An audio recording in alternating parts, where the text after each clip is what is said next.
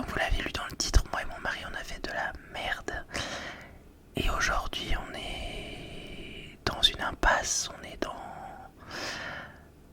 quelque chose qui est très compliqué, quelque chose dont on sait qu'on va avoir du mal à s'en sortir. Et on ne sait pas aujourd'hui quelle décision prendre. Alors, petit disclaimer avant de commencer cette vidéo, je sais qu'il y a des gens bien pires que moi. Je sais qu'il y a des gens qui ne mangent pas leur faim, qui n'ont pas de toit sur leur tête, qui n'ont pas de travail. Je sais tout ça, mais voilà, aujourd'hui c'est moi qui ai un souci avec mon mari et on ne sait pas comment on va s'en sortir. Et vraiment, je pense qu'en parler ça peut en aider certains, parce que je me doute qu'on n'est pas les seuls à être dans une situation compliquée comme celle-ci. Donc voilà. Mon histoire là concerne nos véhicules avec mon mari. Alors mon mari lui a son véhicule d'entreprise, donc il n'a pas de voiture, il n'a pas besoin de véhicule pour aller travailler. Moi ça va faire 3 ans que j'ai mon permis de conduire. Et quand j'ai eu mon permis, nous avions acheté à mon beau-frère, donc le frère de mon mari, sa voiture. C'est une Renault Modus bleu ciel. Elle avait 140 000 km. C'était une voiture diesel, vraiment géniale. Je n'ai jamais eu à me plaindre de cette voiture. Je n'ai jamais eu besoin d'aller au garage pour quoi que ce soit. C'était une voiture très agréable à conduire. Certes, j'ai eu un accident avec. J'ai fait un aquaplaning. Vous avez la story time sur la chaîne. Mais hormis cet accident que j'ai eu avec cette voiture, c'était vraiment parfait. Il y a de cela quelques mois, elle allait atteindre les 200 000 km. Et malheureusement, plusieurs fois le voyant stop s'était allumé sur cette voiture. On a fini par savoir que le joint de culasse était mort et que du coup il fallait le remplacer. On a fait plusieurs garages et on nous a estimé les réparations à plus de 3 500 €, ce qui est le prix quasiment où j'ai payé la voiture à mon beau-frère. Donc avec mon mari, nous avons décidé de mettre un genre de produit qui fait que ça colmate pour l'instant la fuite du joint de culasse, mais ça ne le répare pas, juste ça temporise le problème. Voilà, le problème est là, mais il est en dodo si vous voulez, mais le problème est toujours là. Donc quand on a su ceci, on a su que l'on devait acheter une autre voiture parce que celle-ci ne fonctionnait plus et que moi, pour aller travailler, j'avais besoin d'une voiture. Alors là, vous pourrez nous blâmer avec mon mari, vous pourrez dire ce que vous voulez. On sait qu'on a fait une erreur. Donc on a commencé à chercher des voitures d'occasion parce que nous n'avons pas beaucoup de moyens. Pendant des années, nous avons économisé. On s'est saignés tous les deux. Parce qu'il faut savoir que mon mari gagne 1500 € et moi je gagne 800 € actuellement. Je vais avoir un nouveau travail, je vais gagner 1100 €. Donc, si vous voulez, on a 1100 et 1500 €. Voilà nos revenus. Voilà, j'ai pas à me cacher, c'est ce qu'on gagne tous les deux. Et tous les deux, on s'est saigné beaucoup et on a réussi à mettre de côté un petit peu. On était à presque à 10 000 €, mais on les a plus. Mais voilà, on avait un peu d'économie avec mon mari. On a donc décidé d'acheter une voiture d'occasion. On a commencé à regarder dans les garages aux alentours. On a regardé dans les particuliers sans vraiment avoir une idée de modèle,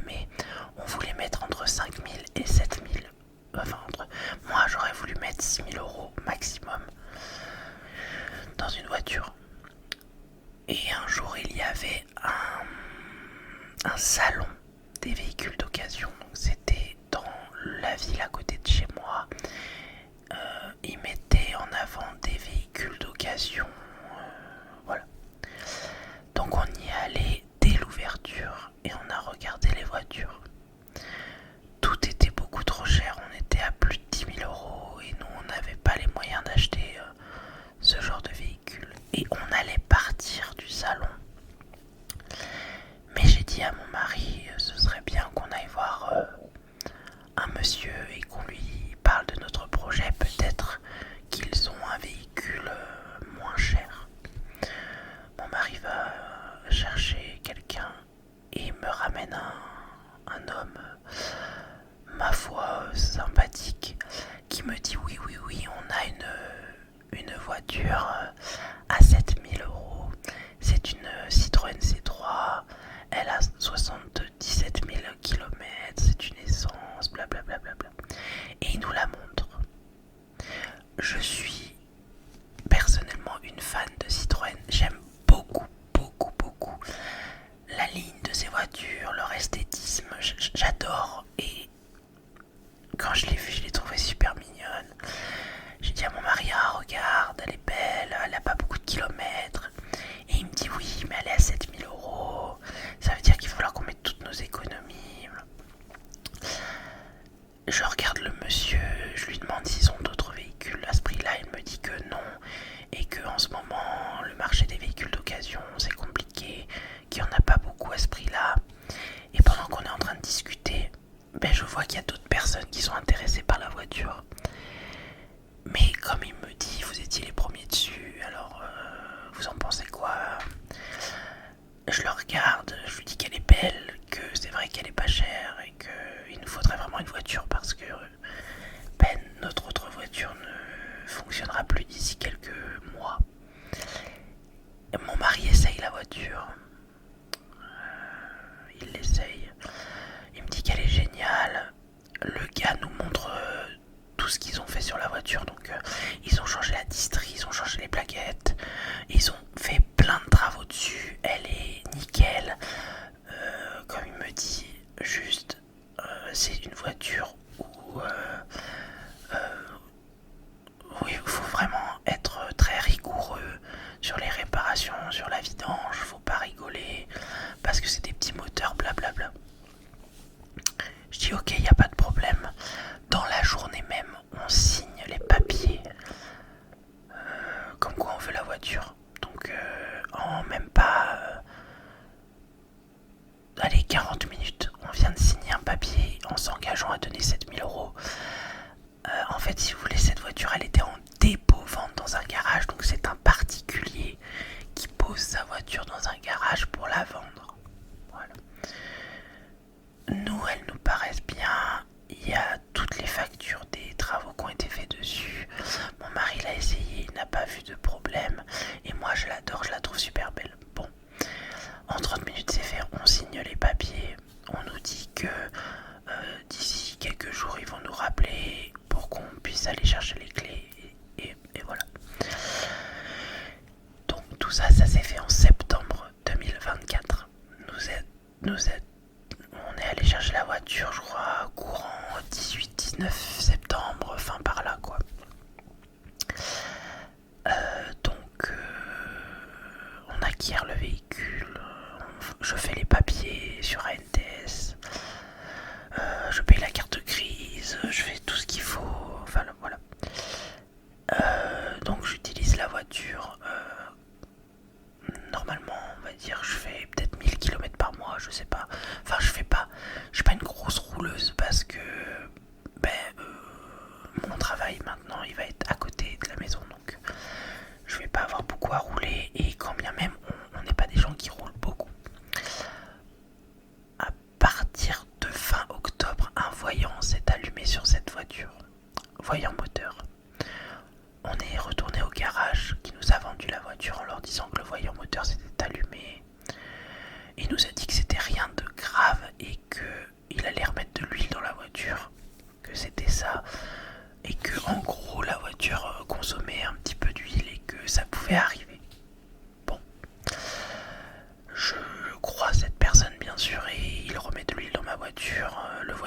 s'efface.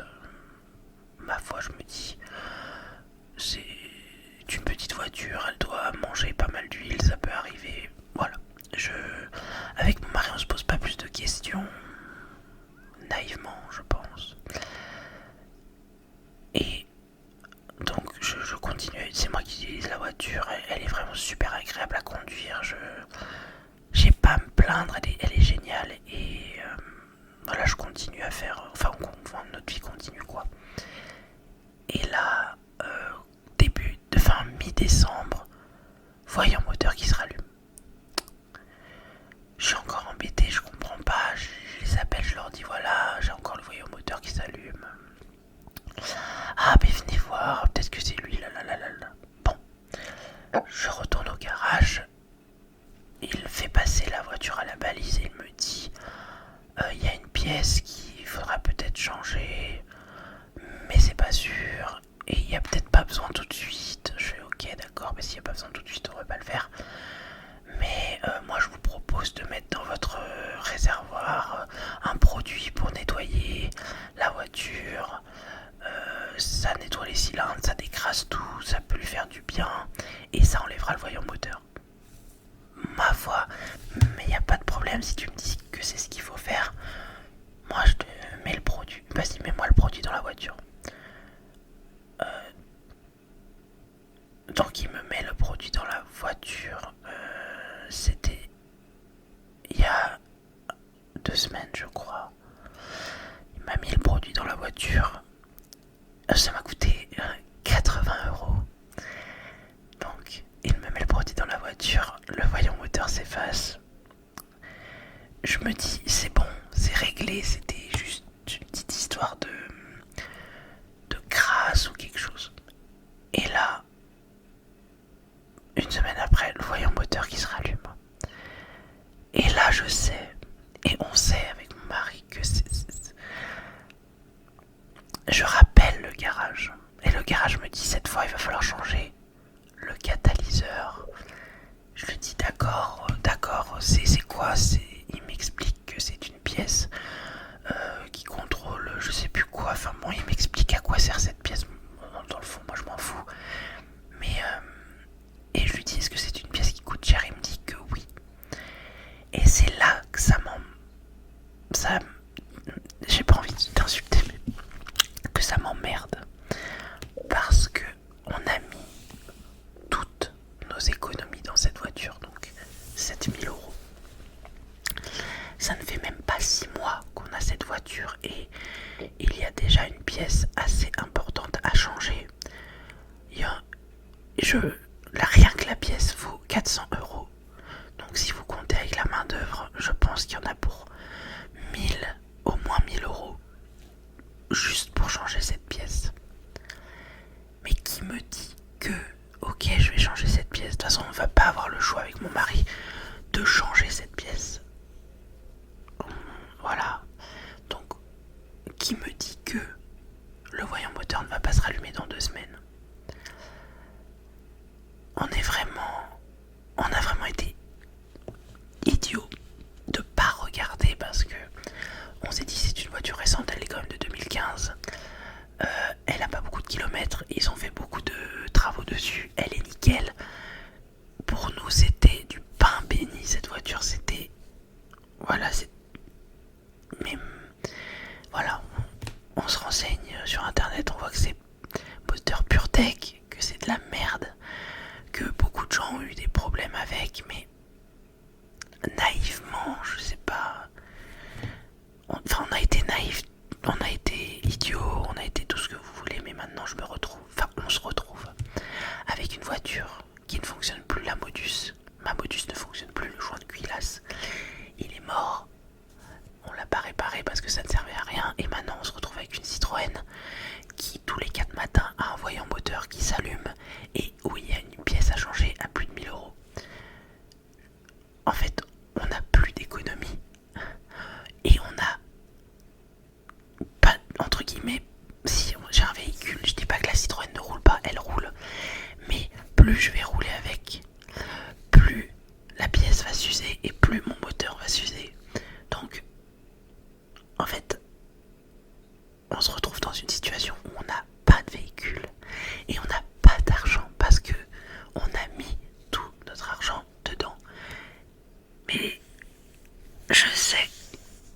certains vont vraiment se dire qu'on a été bête et qu'on aurait dû attendre. Mais pour moi, tous les feux étaient au vert quand on a acheté cette voiture. Je veux dire, on avait toutes les factures de tout ce qui avait été fait sur la voiture. Elle n'avait pas beaucoup de kilomètres. Le gars était super sympathique. Enfin, il y avait tout qui était bon en fait. Tout était là. Et nous, on a sauté. On y a été. On n'a pas hésité. On a acheté cette voiture. Voilà. Donc aujourd'hui, on est là, début février, enfin quasiment début février 2025. Je vais commencer un nouveau travail. Il me faut une voiture pour aller au travail. Donc je vais faire rouler cette Citroën, mais financièrement on n'a pas les moyens de la réparer. C'est pas possible. Je vais être honnête, hein, faut dire les termes au bout d'un moment. Je sais que tout le monde a du mal, l'inflation, le coût de la vie. On a le crédit de la maison, on a le crédit des panneaux solaires, on a l'école du petit, la cantine, les courses. Enfin, je veux dire, comme tout le monde, je sais que tout le monde doit se serrer la ceinture. Et on compte tous nos euros et nos centimes. Mais là, je vous avouerai que on sait pas quoi faire. On est dans une impasse parce que encore une fois, on n'a plus d'économie, donc on peut pas racheter une autre voiture. Et quand bien même on a regardé pour vendre la Citroën, imaginons, on la vend, mais on perdrait tellement d'argent parce que personne n'en voudra en fait. Avec un voyant moteur et puis avec tout ce qui se dit sur les PureTech, je veux dire, on aurait dû, avec mon mari, je sais qu'on a été con, on a été trop vite, on a été tout ce que...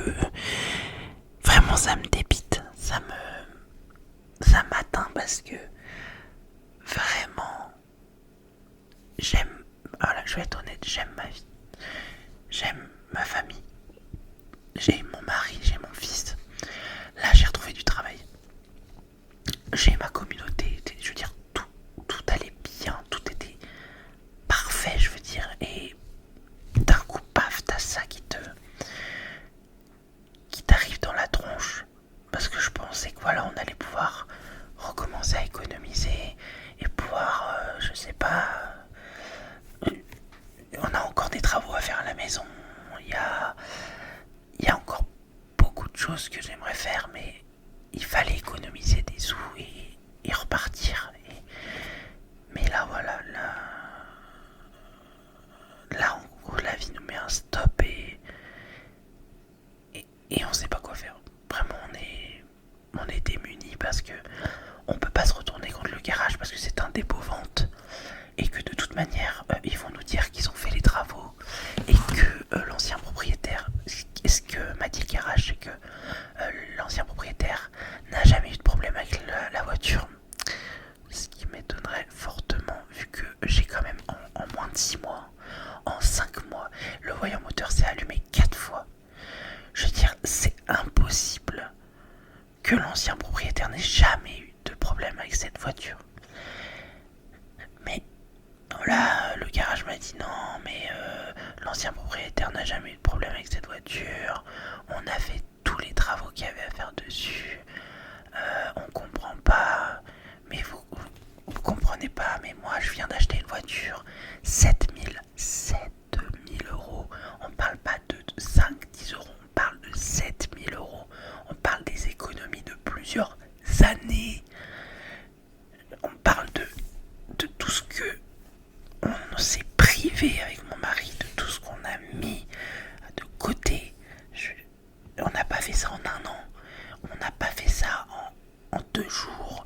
Je veux dire, on a mis des années à économiser cet argent pour qu'à la fin on nous dise on a fait les travaux, on peut rien faire.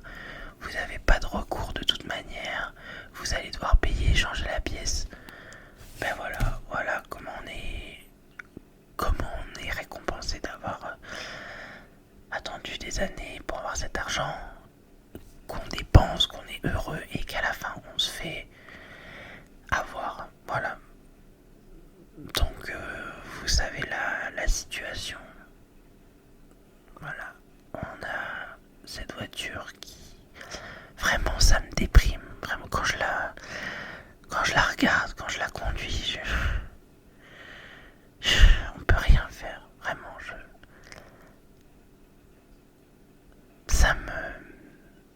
je trouve ça injuste en fait.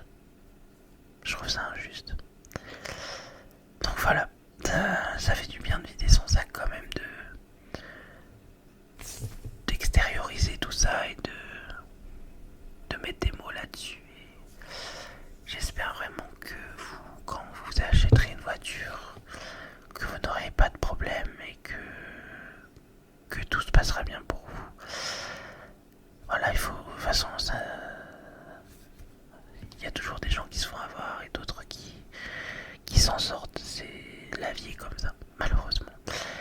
Et voilà, on va rebondir. Hein. Je dis pas, je sais pas encore aujourd'hui, je sais pas, mais c'est sûr, il va falloir qu'on s'en occupe parce que on peut pas rester dans cette situation éternellement. Mais voilà, je tenais à vous faire part de la situation. En tout cas, merci de m'avoir écouté. Je sais que vous êtes là pour nous, enfin pour moi, pour que vous appréciez mon contenu, j'espère en tout cas. Et on se retrouve très vite dans une vidéo plus joyeuse, plus reposante, même si je sais que mon chuchotement, beaucoup l'apprécient, mais se retrouver dans une vidéo plus joyeuse, ça fera plus de bien, je pense. Voilà. Moi, je te fais d'énormes gros bisous. Je te souhaite une bonne nuit, une bonne après-midi, une bonne journée. Tout ce qui est possible